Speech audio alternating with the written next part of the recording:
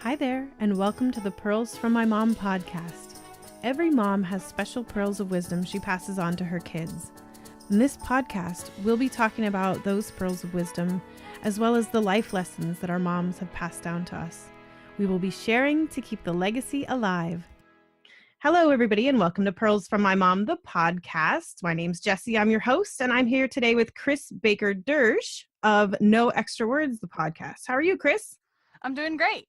Awesome. I'm super excited to talk to you today, and we're going to be sharing some things about your mom, some pearls of wisdom. So let's go ahead and get right into it if you want. How are you doing? I'm doing good. Doing good. It's a good phase in life. I think when you lose somebody, there are good phases in life and bad phases in life, and I think we're in a good phase of life right now. Oh, that's awesome to hear. So tell us a little bit about your relationship with your mom. Let's start off with that. My mom and I were very different. It's funny now that she's been gone so long. I see the things that we are alike more than I did when she was around.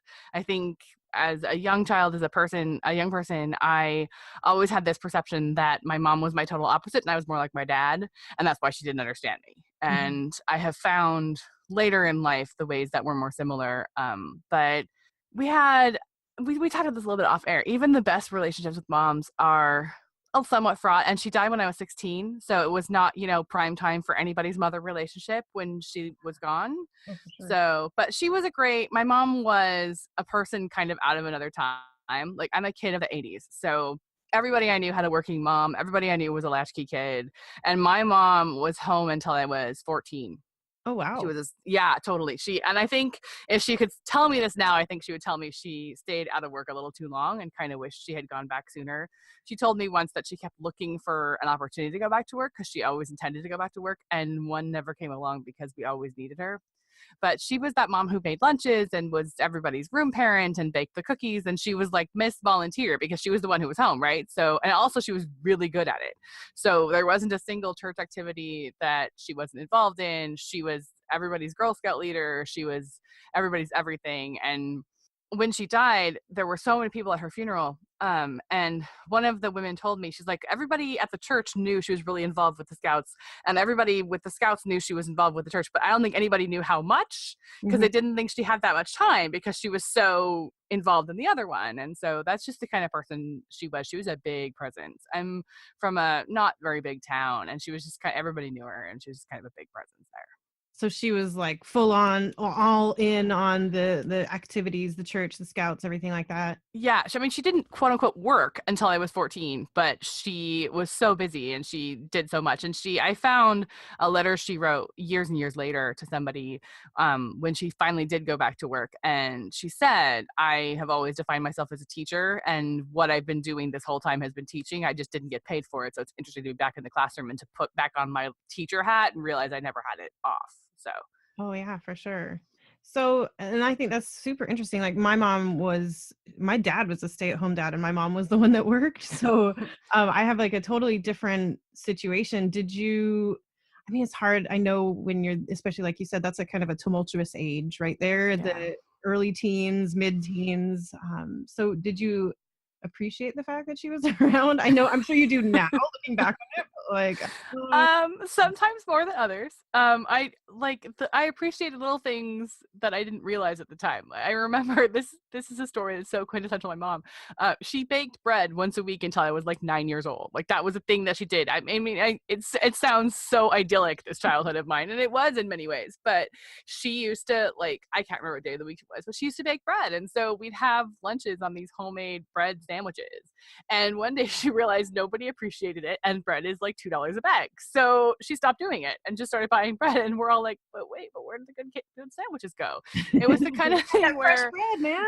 Exactly. You were and after that, baking bread became this huge treat where every now and then she would do it. And it was like, oh my God, fresh bread. But it was that kind of thing. Like, I don't think we appreciated a lot of it until later, kind of in retrospect. But I think I probably appreciated her being around more than not. I mean, she was very, very around. But I also would have this jealousy because she was that person, she was that person for other people who didn't have it. So, if there was a kid in the Girl Scout troop who was struggling with her relationship with her mom and couldn't get rides to meetings and things like that. Like my mom would step in and kind of be that person. And I remember being very jealous a lot. Like, this is my mom. Why is she spending so much time with Tessa? I don't get it, kind of a thing. She's not everybody's mom. She's my mom, right? Exactly. And again, that's the kind of thing that I really, really appreciate now as an adult. And she herself was the child of an alcoholic. And so I think some of those kids really resonated with her. And she, you know, she knew she wasn't their mom and she wasn't out to save them, but she knew from her own experience that this was really, really important to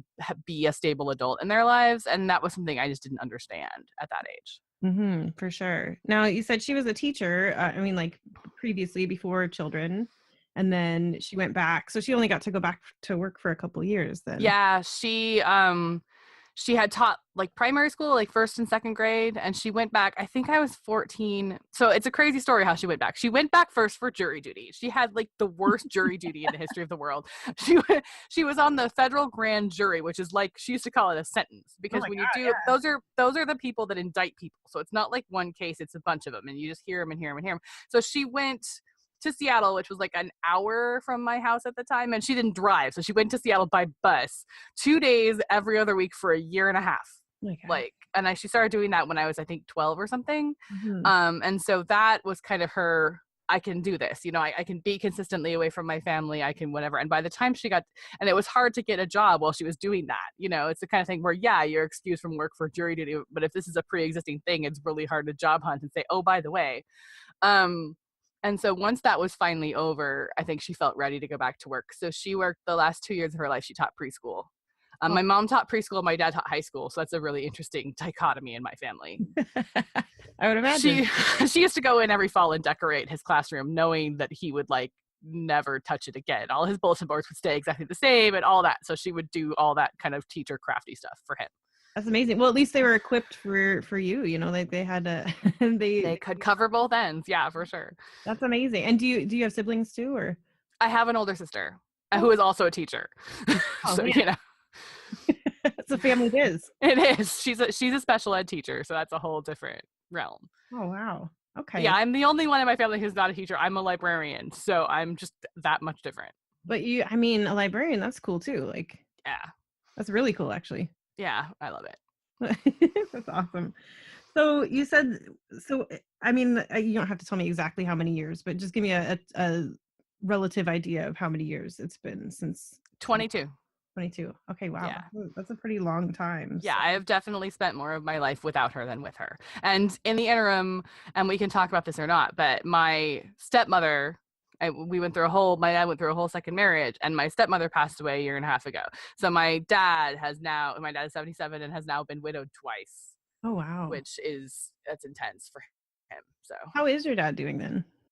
Well, that's also its own story. So, which you don't have, it's up to you. No, it's all cool. At Christmas time, a little bit after Christmas, actually, so my mother died very, very suddenly. My stepmother had a long drawn out illness. So she spent the last 6 weeks of her life in hospice. And 1 year to the day after she was admitted to hospital for the last time, my dad got super sick. So it was just after Christmas, and we almost lost him as well, but he is awesome and he is a trooper and he came through with flying colors.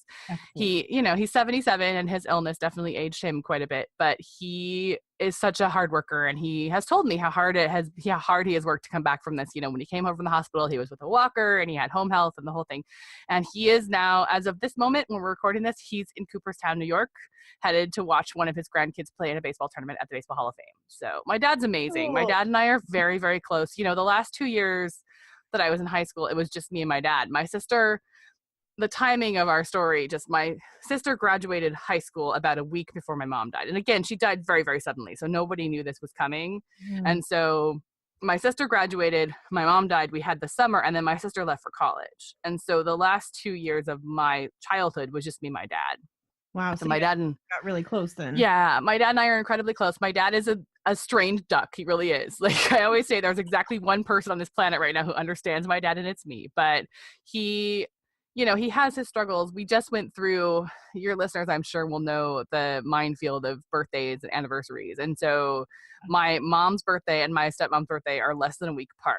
So we just went through both of those just like a week ago. And, it's this it's the second birthday that my stepmother's been gone. It's the first one after my dad's illness. So he, has weathered all of that kind of emotional stuff in the last week. But this trip has really gotten him through his recovery. And he said from the beginning, like from the hospital bed, he was going on this trip. So, and he's on it. So he's awesome. Oh, that's great. Well, that's really good to hear. Now, you mentioned both of the birthdays of your mom and your stepmom. Do you do anything to celebrate? Like, is there a special thing that you do every year? I mean, in 22 years since your mom's been gone, like, have you established a tradition for that, or? Not her birthday so much. It's summer, and so it falls at kind of an odd time of the year. And so sometimes I remember it more in advance than other times. A lot of times that one will just hit me all of a sudden. It's like, oh yeah, today's her birthday. I used to spend, like, especially Mother's Day and her birthday, I would just try to be in the woods somewhere, like just near nature, oftentimes by myself if I could. But I was also a camp counselor in college. And so, taking off the 2nd of August was not always the most convenient thing in the world. So I didn't really establish a lot of ritual around her birthday. I have more traditions around Christmas and things like that. But I think one year I made her a cake, like when I was living at home still. And I think the rest of the family found that really strange. And so I didn't do it again. Like they were all just like, cake. You can make your mom a cake. Right. Exactly. I see. So do you do astrology at all? Do you believe in astrology?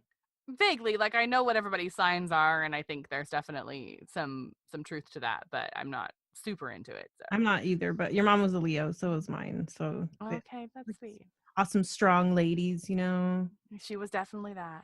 That's amazing. So tell me a little bit more about, like, do you have a favorite memory about your mom?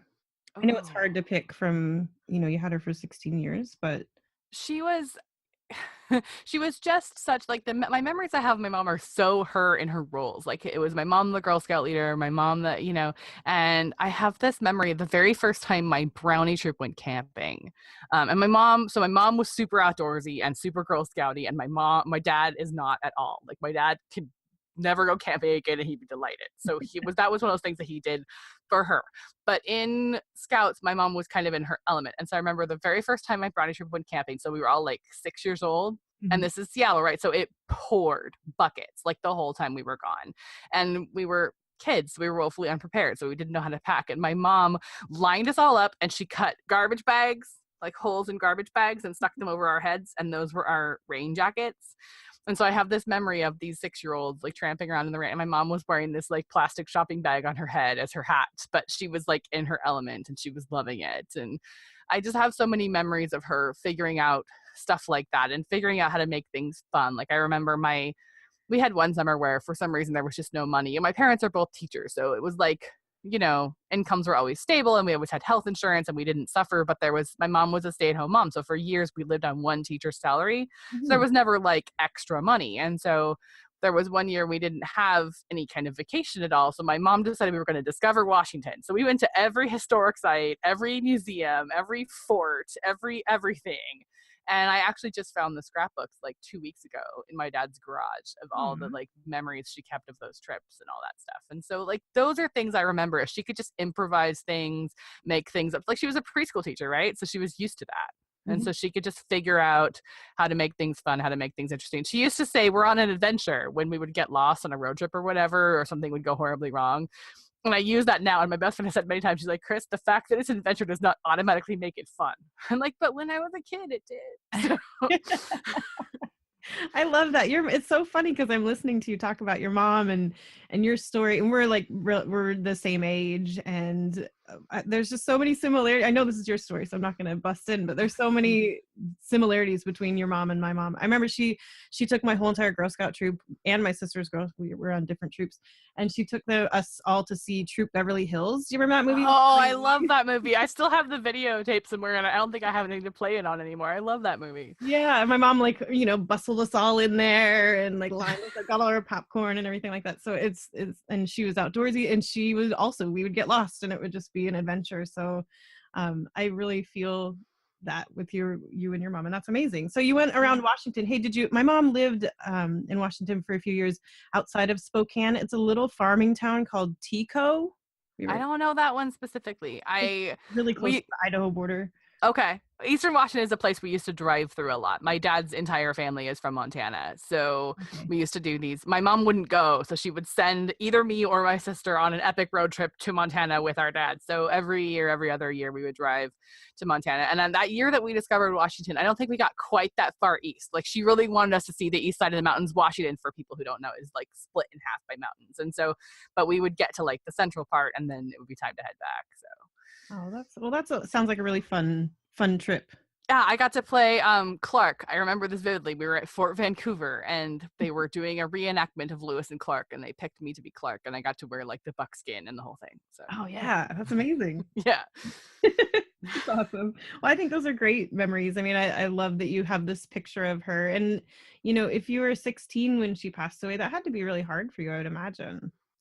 Yeah. I mean, it was like I say, and it's one of those things where because she passed away at a complicated time in our relationship, just because I was 16, I think I dealt with a lot of guilt from that for a really long time because, the last things I said to her weren't so nice and our last encounters weren't so awesome. Like, I honestly remember, I'm going to be brutally honest here, I remember my last concrete memory of her is being embarrassed by her.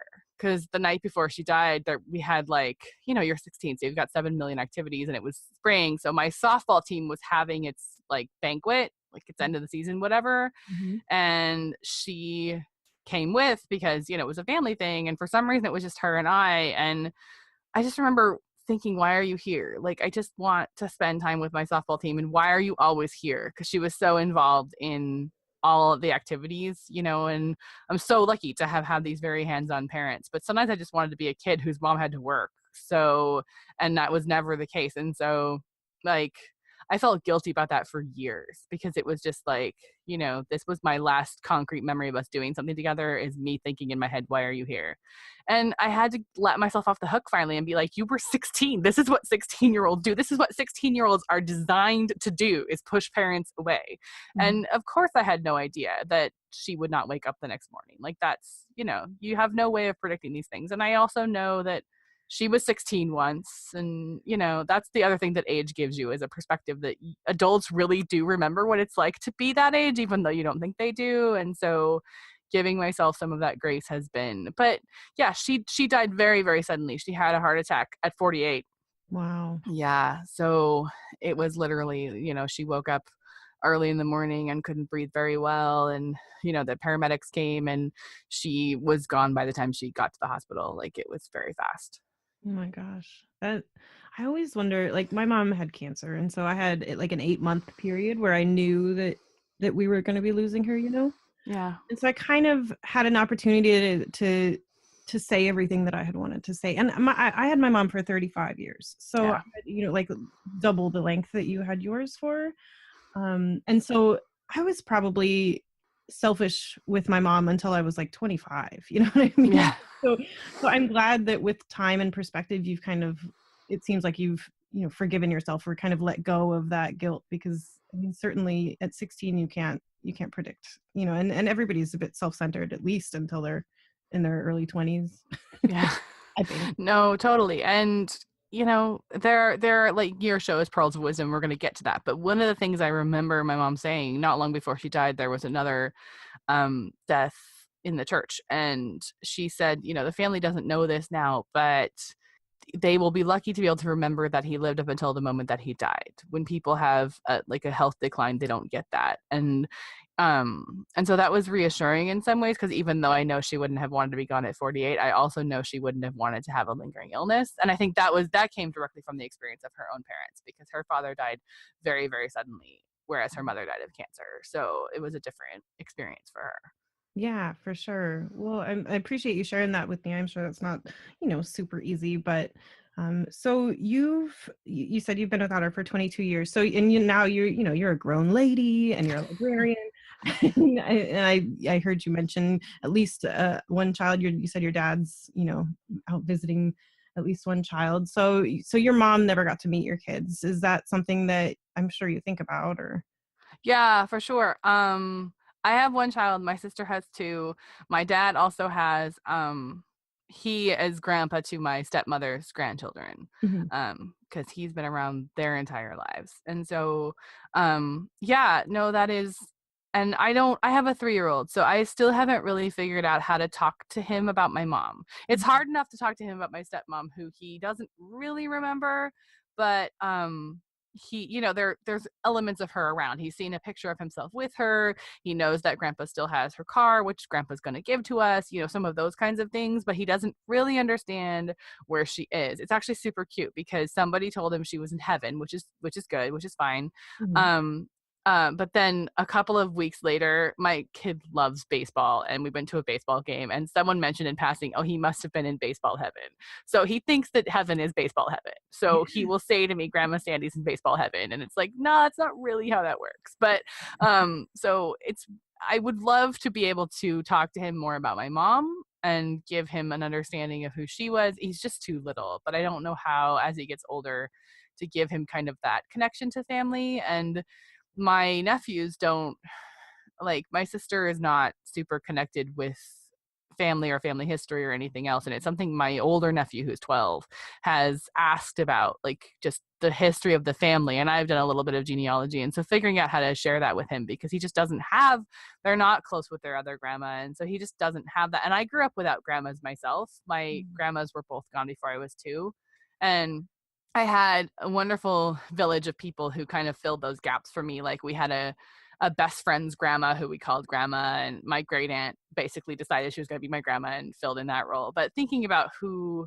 my husband's parents are awesome, and so I'm really glad that my kid has a grandma and has a really good grandma. But thinking about who fills in those gaps, and, well, the relationship with my stepmother was complicated. One of the things that brought us closer together at the end is I didn't have any hangups at all about her being Grandma Sandy to my kid, Oh. because it's sort of like, in a perfect world, my mom would be here, but she's not. And so why would I deny my child a grandma who's here and loves him, even though my relationship with her might be a little bit complicated? She's around and she loves him. And now that my dad is on his own, seeing that he has not just the 3 grandchildren, but he has all 8, that's really special too. So, Oh, for sure. families get, layers of families get complicated. But yeah, it does hurt that she will never know my kid. And I see less with mine, actually, but more when my nephew was little. I would see similarities between him and her and be like, yeah, that's a little tick or a mannerism or an expression that is just so your grandma, and it's sad that she'll never get to see that. Oh, for sure. Well, I mean, and that's kind of one of the reasons I started Pearls for my mom was because I'm terrified at the thought to think that my daughter was 3 and my son was 5 when she passed away. Yeah. So I'm just terrified at the fact that they're not going to, and I know that my daughter doesn't remember her that much. And my son, who is really close with her, doesn't remember. He's starting to say that he's not remembering things. So that was, Yeah. but I mean, is there anything that you do for yourself to keep her presence around you? Pictures or recipe books or anything like that? My favorite picture of her, we had 2 pictures of her that became really important in the months after she died. We had family pictures taken, like, so my sister had graduated from high school just like a week and a half before she died. So we had family pictures taken um at that time because my grandpa was in town. Mhm. And so that was the picture, that was the family picture with her in it, was what was up at the funeral and whatever. And I always hated that picture because I thought she looked terrible in that picture, and she probably didn't feel good. I mean, looking back, I'm fairly certain that, now that we know how heart attacks present in women, and we know so much more now than we did back then. And so looking back, I'm fairly certain in the week leading up to her death, she didn't feel well and probably didn't know why. And so, I'm sure she didn't know why. And so I hated that picture. But there was a picture that had been taken a few months before that for my, right around my parents' wedding anniversary. That's of the 2 of them that I love. It's so her, and it's so special. And so my sister gave me a 5x7 of that picture as a gift for my birthday right after she died, like a couple months after she died. And that is what I have hanging. And I have had that picture, and I have taken that picture everywhere that I've been, even temporarily. That picture goes with me. And it now hangs in my kids' room because I don't know, I wanted her in there with, I have mostly like family baby pictures. Like, I actually have her baby picture hanging in his room, which is Aw. silly Aw, because it's this I get picture that I had and didn't know what to do with. So I have some of these, and I have like a baby picture of my grandma and things like that. And I put those in his room when he was little because that seemed to make sense. And for some reason that picture needed to go in there. And I have other things too. I have her recipe file, and there are definitely certain recipes that her bread recipes especially, I go to. I can't make them like she did. I can't figure out how, but I have them and I use them. And she had an angel collection. The Christmas boxes are a big deal because Christmas was a huge thing. And so I have actually purged finally a few years ago. I had this come to Jesus meeting with myself, which is like, your mother does not live in the Christmas boxes. Like, it's okay to let the stuff that's not important to you go. But she had a collection of angels that I have, and some of those kinds of things, because when my dad cleaned out his house to get married again, I was 21. And so I just wasn't at a phase in my life where I could take a lot of stuff. And he saved a lot of stuff for me. But, inevitably in times like that, things also get lost, get sold, get missing, get donated. And nobody's trying to take it away from you. It just happens. And so there are things I now wish, like there was a really cool library table that she used to work at that I wish I had that I don't. And there's a couple of things like that. But, the things that I do have are special. And that's nice because, again, thinking about how to provide context of her for my kid, those are things we can talk about when we cook together and things like that. I totally hear you on your kids not remembering, because we went through that when my dad was sick. I remember that was a huge thing. It's like, how do I explain to my kid if grandpa's not here? And it's like, my dad is 77 and my kid is 3. So the reality is, I don't know how long we have my dad for, hopefully another 20 years, but I don't know. And so we got to make memories with dad while we have him. And they are so close. And it is so fun to watch the two of them together, especially as grandpa's been getting better. Because my kid is the youngest grandkid by like a lot. So. So he's the baby. He gets all the spoils. He is. He does. And he, I had an older grandpa as well. And so my grandpa was always super, super old compared to everyone else's grandpa, but he was also super, super cool. And he would let me like just mess around with things in his shop. And because again, I was like the much youngest. It's like, we've done this a million times. Why do we care? Just play away. It's cool. I love that. Well, I was talking to my sister. I talked to my sister a lot about this, and you mentioned that your sister, it might be a bit more complicated, or as far as, the way that she deals with the family and the loss and everything like that. So I was talking to my sister about, just trying to keep the memories alive and trying to make sure that nothing was forgotten and everything like that. And I think telling the story is really important. Telling any story about her is really important. I was happy. My sister called me yesterday just to remind me one little thing that she had just like off the top of her head remembered. And so, I posted this on Facebook to see if anybody wanted to tell their story, and you came forward. So what struck you about wanting to talk about your mom? And is it something that you talk about often with anybody else? I talk about my mom a lot, and I always did, and that's something my sister never did as much. And I think I can't tell.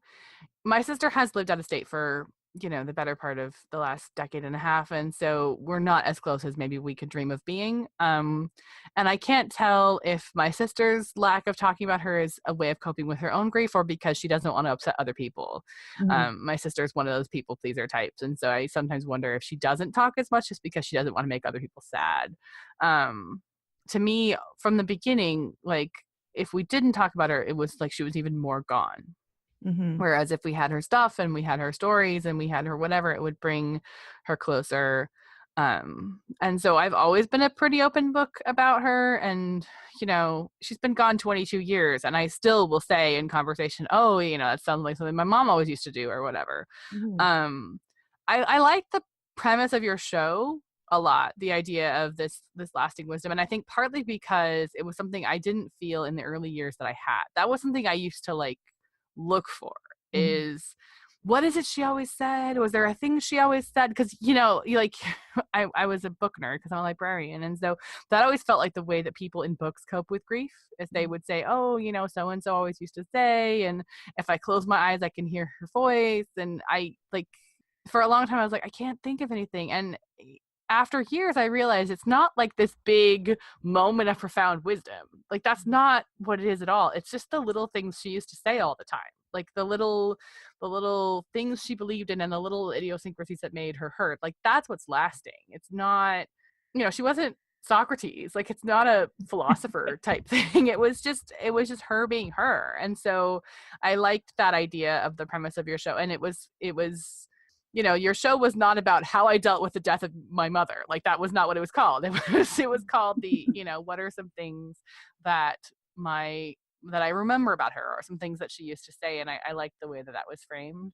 And I, like I said, I was a camp counselor for years, and I very quickly became the one they would send kids to if they were dealing with dead parents. Like, that became like my role in life. That was your thing. You were that right. It was like another counselor would come to me, okay, so I have this kid and I don't know what to do with her. Her mom just died. I'm like, okay, I'll see. But it was like, I'm like, just because we are members of this same kind of awkward club doesn't mean that we necessarily completely understand each other, because every story is different, every death is different, and the sad, brutal reality is that everyone at some point is going to lose their parents. I mean, that's the nature of the beast. Hopefully not at 16. Hopefully not at 35, like you went through. Hopefully, you're an old person by then, or older person by then. But that's a sad reality. And so I don't know. I like the idea that it's this way that we can all think about grief in a different way, as just thinking about it as the people and what they said and who they were, rather than having to dwell on the loss, I guess, if that makes sense. Oh yeah, for sure. No, well, thank you. And I didn't ask you that so that like I could get you to tell me how great my show was.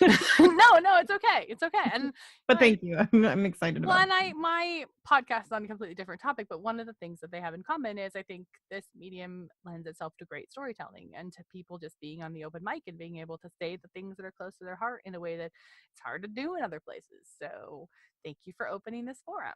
Oh, for sure. So I guess there might not be like one piece of advice, or maybe there is one pearl of wisdom that she gave you, or maybe it's the way that she lived. But like, what's the one thing, if you had to kind of wrap your mom and your mom's essence up and kind of tie it up with a bow, like what would be her greatest pearl of wisdom to you about? There's two, because I started thinking about it, like, and I don't think until I saw the call for you to have people come on your show, I hadn't really thought about, it had been a long time since I had gone like reaching for those. And there were two that went immediately into my brain. And again, they're not like great, grandiose things. As a parent now, I'm like, you have those days of parenting where you're like, I am awesome.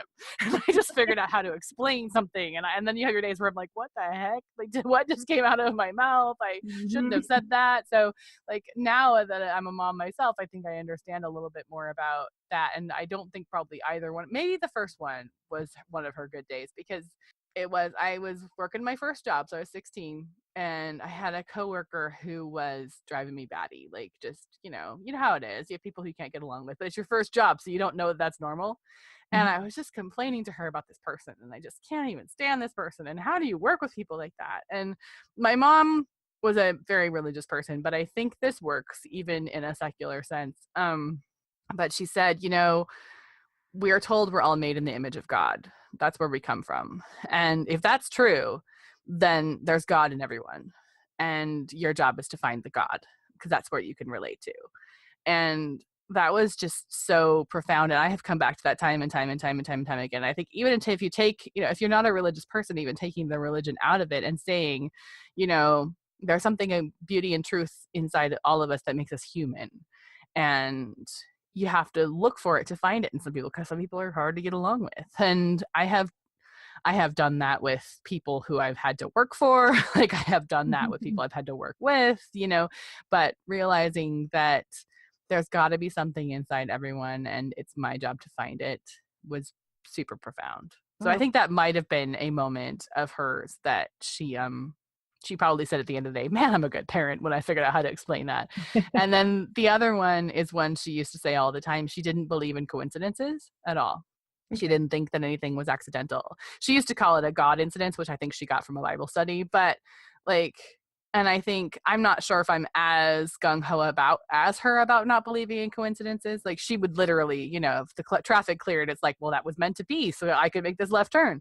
I don't think that I take it to that extreme, but I do think that most things in life aren't really coincidences. Most things are opportunities that have been sort of opened up for you. And not as much as we realize is accidental. And it's like I say, it took me a long time to get to the point where I realized those were pearls of wisdom that she left me that I wasn't even looking for, because they had just been part of like everyday conversations that we had. I think those are both great. I mean, the first one definitely speaks to the type of person your mom must have been, compassionate and understanding, and to help, a child try to deal with frustrations, or, I think Yeah. that's amazing. So you feel like those have shaped your life a little bit, or as well, Yeah. you just started thinking about, you kind of had the epiphany or the aha moment. Um, so Yeah, I think they have, and I think both of them speak to an optimism. And one of the things that I have realized about her as I've gone on, I always knew that she was a child of alcoholic, and I always knew that her childhood was not real rosy, but um, realizing since she's been gone that she dealt with a lot and recovered from a lot and also broke a lot of cycles. Like, you know how they always say you teach how you were taught and you parent how you were parented, and I think for my mom, that was true to a point, but I think there were also things that happened in ways that her childhood went that she intentionally worked on not having happen. And I've watched that with my father-in-law, who's also the child of an alcoholic. He does kind of the same thing. It's like I watch him very intentionally be a different father than he had. And that doesn't mean he doesn't love his father, and that doesn't mean that, he's upset about every single moment of his childhood, but working hard to make things better. And I think that was very, very true of my mom in her parenting and in her life. And since I am a genealogy nerd and I've gotten into like kind of family history, I've realized in talking to my aunt and other things, there's a whole branch of my mom's family that are very, very negative people. My aunt kind of gets that a little bit too. Like they never really are good at seeing the positive. They're very big complainers. And they can be very hard to be around. And that's not my mom at all. I think she, those two pieces of wisdom that I just shared just speak to her. This was the person who really, really tried to see the positive in life, even when life was pretty hard. And that's something that I have really tried to do is, you don't have a choice about things that are hard, but you do have a choice about how you deal with it. And you can wallow in things that are upsetting, or you can move on. And even my dad, when he got sick, said the same thing. He said, I could sit at home and wallow, or I could figure out how to get moving again and get better. And one thing I was not going to do was sit around. I think that's awesome. I think that's one of my mom's favorite my favorite piece of my mom's advice was you take the best and you leave the rest. And it's kind of Yeah, that same mindset that you were talking about. I So like that. well, and that's something that you can pass on, all those pieces of wisdom you can definitely pass on to your son. So that's a little Yeah, piece of your mom and him, which is awesome. yeah. So real quick here, I know I don't want to make you the camp counselor that everybody has to go to when No, it's okay. but I mean, you did go through something when you were 16 that was incredibly difficult. So do you have, I mean, whether somebody's listening to this and they're 16 or they're 60, I mean, do you have anything that helped you through the grieving process, or, any piece of advice, any pearls of wisdom from yourself to anybody going through it? I don't know that this is going to be helpful or not, but it is true what they say that time heals. Like, nothing will ever make it go away, ever. And, I had to deal with that too. Like, there will never be a time where it was okay that this happened, or there will never be a time when, this didn't happen and it's gone away. Like, that's not true. But there will be a time where the bitterness kind of goes away and you're left with some sweeter memories and some happier thoughts. And losing somebody early, I think, shapes your whole life. Like, obviously, if I could have her back, I would without thinking about it. But that's really hard to even conceptualize now, because my entire life since then has been shaped by this. It affects who you are. It affects how you react to life. It makes you a stronger person, I think. My biggest metaphor around grief is, I think grief is like breathing. Like, it's always with you.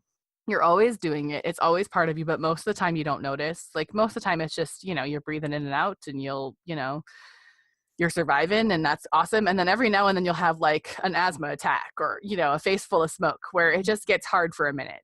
And, it's a struggle for a little bit, a little season of life, but it goes away and it will fade back into the background.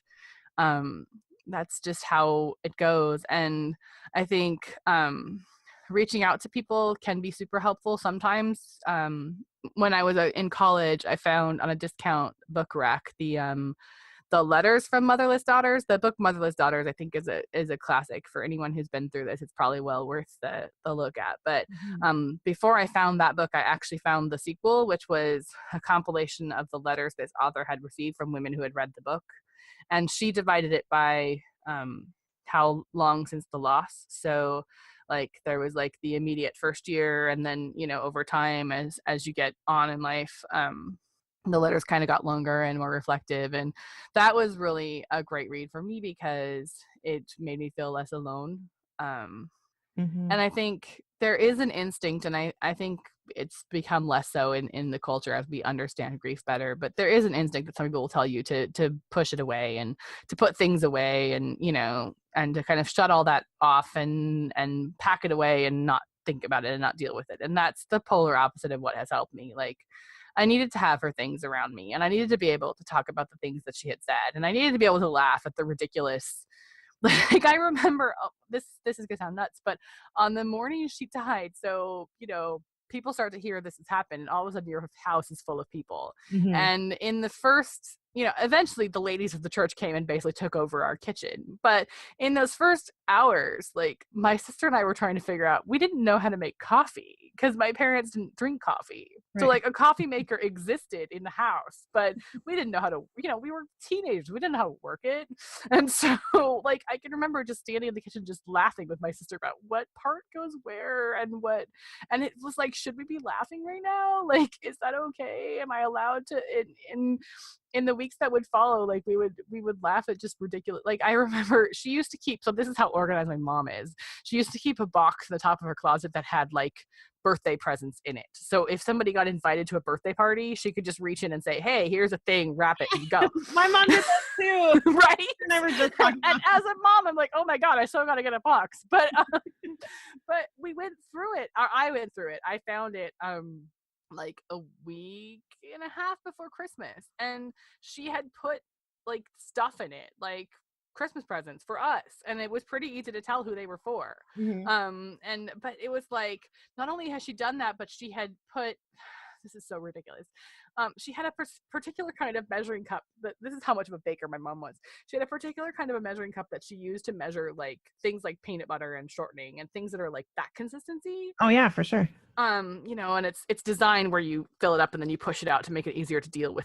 Anyway, this thing. And she had 2 of them in the box of Christmas presents. And I have no idea if she was saving them for someone else or what, but I gave one to my sister and I took one for myself. And we were like teenagers at the time. And it was like, you don't need these.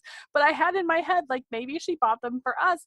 And I could just see that being something ridiculous that my mom would have done. Like, oh, my daughter's will be adults someday. I should get 2 of them. And this is before Amazon, like, you know, whatever. And so just the ridiculousness of all the quirks that made her her and being able to laugh at them. And I still, 22 years later, use the stupid measuring cup every time I measure peanut butter in my kitchen because it works so well. And so, like, all of the little ridiculous moments, I talk to her, like, it's sad that she can't argue with me anymore because I want to, like, sort of argue with her, like, Mom, seriously. And she can't argue with me anymore, but I will say it, like, out loud to her. And it's so interesting because my family has been through an entire other loss since then. Like, you know, like I say, my relationship with my stepmother was more complicated, which I think was just bound to happen just because of the circumstances of family. And that was a relationship that started out awkward and that we got better and better at, and I think finally repaired before she died. But I watched my dad, and my dad kind of has to put marriage number 1 on the back burner a little bit. Like, he, you know, he will talk about my mom's birthday and he will mention my mom, but that's not kind of what's forefront in his mind, especially now. Like, you know, and it's been a long time, and I think that used to make me mad, but I feel like I understand now. That's just like a self-preservation, like, just to keep himself functioning. He had to be kind of like, I had this marriage, that was over, she is gone, we will always miss her, but let's put that over there so we can focus on the family that we have now. And now that he's grieving his second wife, you know, he has to kind of focus on doing that work. And even though it kind of gets muddled sometimes, but it's like being forgiving about moments like that where, you know, especially this week we just went through of birthdays where we can talk about both of them and it all gets all mixed up and convoluted and crazy. Mixed up and convoluted and crazy is how grief goes. You just have to kind of let it ride. That was a really long answer to a really short question. I loved it though. I think it was, I mean, I feel like if other people are listening, they're, you know, because that's how your brain is so jumbled. You see that grief curve or whatever they call it, and it's not like that. Like, everybody knows that's gone through a major loss. It's not, it's like roller coaster, and then it's like twisty, and then it goes back, and then it goes forward, and then it goes up and down. And so I think I think that was a totally perfect answer. So, and your brain will protect you. Like they will have moments, especially early on, where your brain will say, oh, we can't deal with this right now. Like we're just gonna close off and move on so we can deal with the things we have to deal with, and then we can get back to that, because otherwise you're lost. You're just in this rabbit hole for so long. And so I don't know. But time, like I keep coming back to, time is what will help sort of brush away those sharp edges and make it less painful. That doesn't mean I don't cry. That doesn't mean I don't sit and wallow sometimes 22 years later, but it's not the same as it was at the beginning. No, well, that's good to know. I mean, I'm only 2 years out, and so it's good to know that it gets better. So, I guess just one last question for you: is there anything? I mean, you lost her abruptly, so you like you said, your last memory of her, you had a lot of guilt for. You didn't feel great about it. Is there anything that you wish that you could like tie it up in a bow with her and just like say, or do you say that? Is there something, you don't have to tell me what it is, but you can, whatever you want. But have you done that? Have you written her that letter? Have you tied that up in that bow? Well, this is where we get all like the part of the conversation that my family doesn't like to hear, because it gets all like into the mystical and the beyond and the whatever. But all I can tell you is what I experienced. A couple of weeks after she died, not super long after she died, I had this dream that was so real. You have those dreams that are just, you feel like you're there. And we were sitting at the table just talking, her and I, and it was so weird. It was so like, I don't know. I asked her how things were going, and she said, and I will never forget this, she said, well, I miss everybody, but I'm less busy now because, I don't have all the Girl Scout work to do. So it's kind of relaxing. Like, that's literally what she said. And we just kind of had this, it wasn't a long conversation, but it was just a check-in around the table like we would do. And I remember waking up and just feeling so at peace in that moment. And at the time, I thought it would happen again. At the time, I thought, oh, maybe I get to dream about her sometimes, and that will be like comforting. And that's not true. Like, that was a one-time kind of thing. I think, again, your brain protects you and doesn't let you stay in a certain place for very long because it knows it's not healthy for you to be there. And so, like I say, she was a very religious person. I am less so, but not a-religious. And so I sort of always thought of it as her stopping by on her way to wherever she was going just to tell me she was okay and that it was okay. And I never got to have that again. And I used to wish for it. Like, I used to like lay in bed and beg for it. Please, can I dream about her tonight? And I only had that experience one other time in my life, and it was while I was delivering my son. Like, and she didn't talk so much, but it was the same kind of thing. It was like a dream, except it was very, very real. Because, anybody who's been through labor, you kind of have, I went unmedicated for, it's a long story, but you kind of, as you progresses, you sort of go deeper and deeper into yourself, and you really can't tell what's going on outside in the realm of the world because you can't focus on that. And so when I was kind of in those moments of like at the end, like pushing him out, I remember really vaguely what a couple people that were right next to my ear were saying about needing to push and about you're doing a good job. But what I really remember, she didn't say anything, but I remember like feeling like she was standing there. And now I'm going to cry. And it's like, I don't know enough about my own religion and spirituality to know what that is or what that means. But I do know that it was real and it was my experience, and it's the only thing I can do is describe it and tell you how it was. And and I know now that it's not going to happen regularly. At 16, when I got that first dream of her, I felt like that was going to be a thing that we would get to chat, and I didn't get to have that really ever again. And so I know now that this may not ever happen again, but I have lost track of even what the question is now, but just anything that you wish you could say. But I think, but yeah, so I never really got those closure moments, but I think I got some indication that she's not completely gone. And so it's okay. And we're able to move on, and I don't have to get stuck in feeling bad about anything that I did or said, or like, I guess that's the answer to your question. I think that's amazing. I'm so happy that you talked about, the dream that you had, and that you felt her presence, during like the literally most important time of your life when you're, Right. when you're in labor with your son. So I think that's super powerful. So I guess that's where we're going to leave all of that stuff. All right. I super loved talking to you, Kris. Like, I feel like I could talk to you all day long, but I get to thanks for letting me come on. It's fun to get to share stories of life. So yeah, no, that was amazing. You were super. I feel like our moms would have been friends. My mom was a baker too. You know, like awesome. And she had a teaching background as well. So I feel like they would have been good friends. I feel like we, you know, if we lived closer to each other, we'd be good friends. So awesome. I super loved this chat. But now really quick, I just want you to give you a chance to talk about your podcast, your No Extra Words. All right. No Extra Words is a short fiction podcast that I started when I was a mom of a very young child as a way of sort of getting a voice out into the world and getting to have a creative project. So we share little bite-sized pieces of fiction of all kinds and all topics for busy people who don't have a lot of time to sit down and read or anything like that. So most of the stories are 5 to 7 minutes long. We do a couple of them per episode, and they all revolve around different themes, and it's just noextrawords.wordpress.com. So I hope you'll have a listen, take a look and see. And yeah, I it's been super fun chatting with you too. I've enjoyed the conversation. Like I say, I think podcasting is a really cool medium in which to be able to tell stories, and I think you opening up this venue for people to talk is awesome. And yeah, no, I think our moms would totally be friends. My mom could make friends with just about anybody, but she loved people with whom she could talk about food and scouts and fun stuff.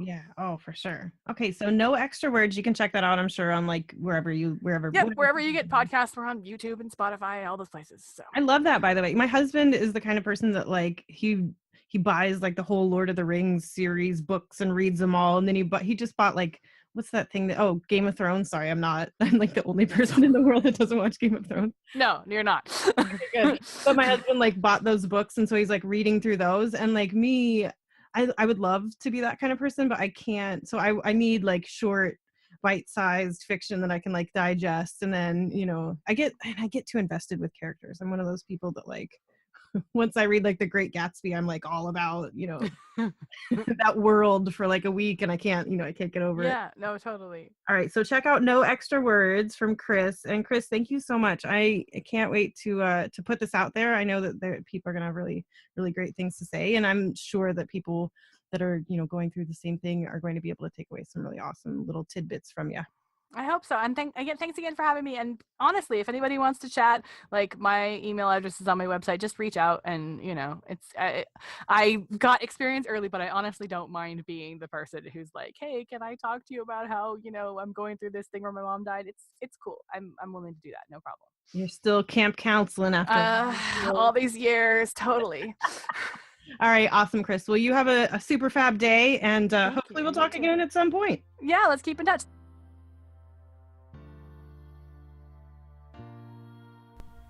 Thank you so much for listening to the Pearls From My Mom podcast. I enjoyed chatting with Kris and would love for you to check out her podcast, No Extra Words.